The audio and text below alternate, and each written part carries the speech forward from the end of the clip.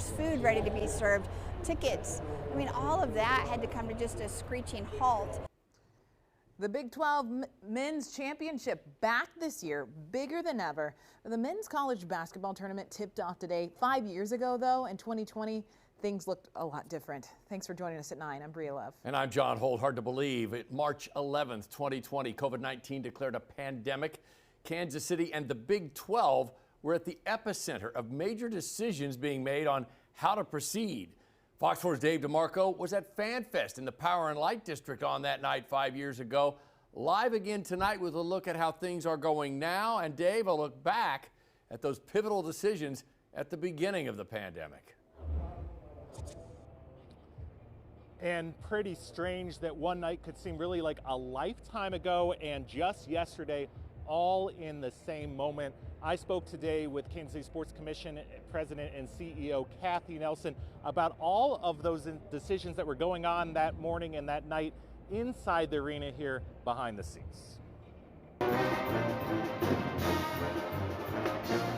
FanFest at the Big 12 Championship. In the past 2 years, the conference has welcomed 8 new teams. Schools like Arizona State and Utah making their first ever appearance Tuesday night. This atmosphere has been incredible. We really try to bring the Cincinnati energy all the way here to Kansas City. Like always, there are pep rallies and plenty of activities for fans to take a shot at.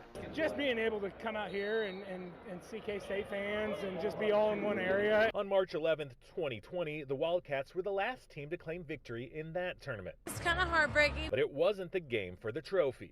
Absolutely. Yep, every time somebody mentions it, I say, yeah, we were down at the Sprint Center. The Jayhawks were doing their shoot-around that afternoon when the NCAA announced because of the COVID-19 pandemic, March Madness would be played without fans. The Big 12 announced later that night, starting the next day, they'd follow suit. And then it was nobody can play. And we were ranked so high. You know, we had a contract. There was revenue expected.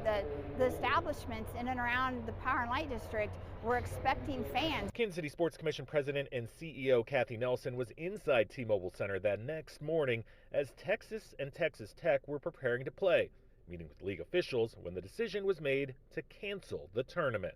To come to that decision was a gut check for everybody. In the next few days, just about every other event around the country did the same, and stay-at-home orders were issued. Now looking back, of course, we know we did the right thing, but that emotion of making those decisions and being involved in the impact and the fallout, nobody knew. And that was a scary time for all of us. And now we are here 5 years later, and this arena behind me is hosting 30 games. Get that, 30 games between the men's and women's championship over the course of 10 days. Here's a look at the bracket right here. You can see KU's opponent tomorrow is being determined right now.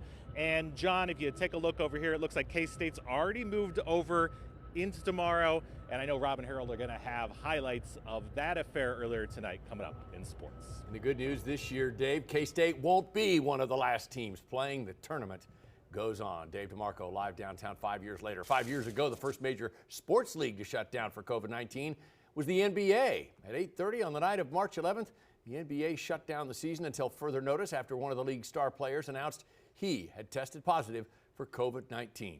March 12th, the next day, after the Big 12 canceled the remainder of the tournament. Two teams, by the way, were on the court warming up when that happened. The Jayhawks suspended all athletic events and travel. Major League Baseball canceled spring training and delayed the start of the season that afternoon. And on March 13th, President Trump declared a national emergency.